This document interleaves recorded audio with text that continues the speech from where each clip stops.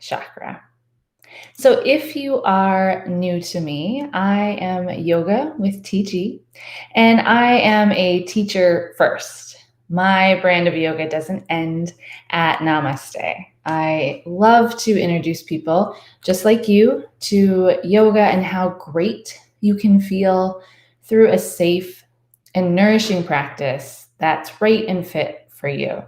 I'm the yogi for the skeptical. I'm the yogi for the inflexible. I'm the yogi for you. And I'm currently in a chakra series discussing one at a time each of the 7 chakras. And so be sure to check out the full chakra playlist if you've missed any of the previous discussions over the other chakras. Today, we're already somehow at the 6th chakra. This series has gone by so quickly. And also, I do have yoga flows themed around each one of the chakras. I teach vinyasa style yoga.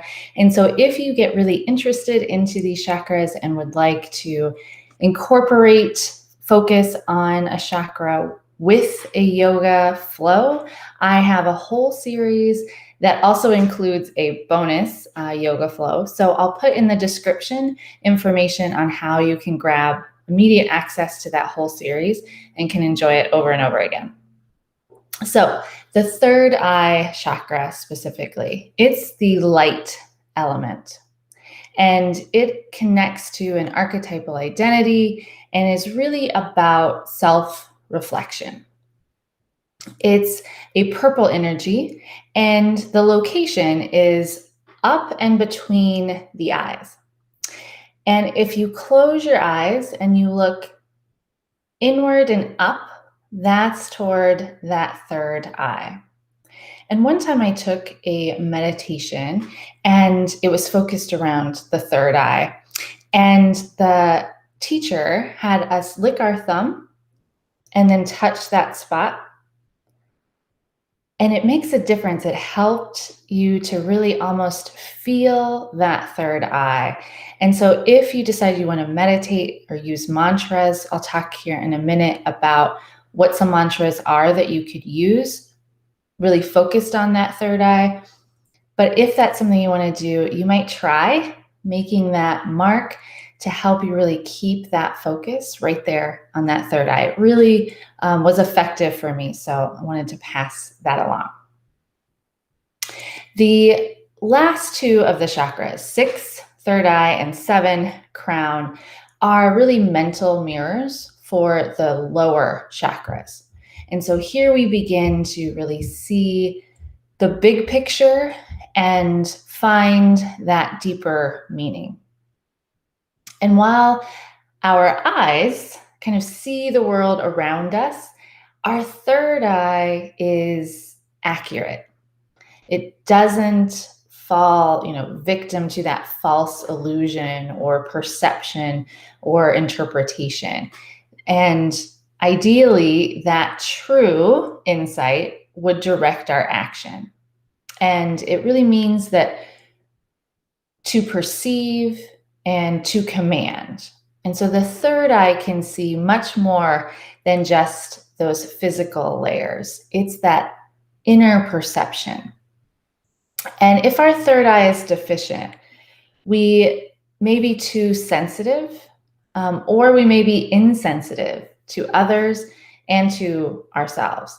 Maybe we have poor memory or difficulty imagining the future. We're out of sync with ourselves. We may not recall our dreams. And on the flip side, if your third eye is in excess, you might have nightmares that you remember. So instead of being deficient and not even being able to recall dreams, you maybe go to the excess where you're remembering, but they're nightmares instead of that balance of remembering good dreams. It could also lead in excess to obsessions or difficulty concentrating and focusing. But when it's in balance, We are intuitive and we feel confident in that intuition. We're able to trust and be guided by that intuition. We have that good dream recall. We have good memory. We feel free to imagine and act on that intuitive feeling within. So, some affirmations if you feel like you really need to open up or find some balance in your third eye chakra.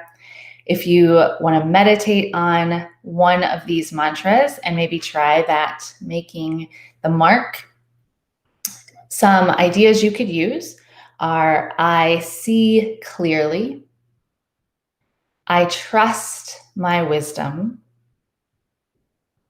my intuition is my guide. Those are some options you could try, or anything else that resonates with you, that comes up for you.